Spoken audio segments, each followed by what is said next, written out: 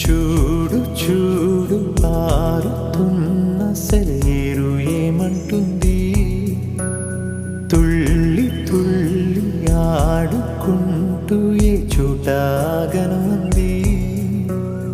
నింగిలోని నీలి మేఘమేమి అన్నది, రాగాలు పాడుకుంటూ హాయిగా తేలి తేలి పొమ్మన్నది, నాతో కలిసి రమ్మన్నది. గాలిలోన గువ్వలాగా ఆడుకోమన్నది.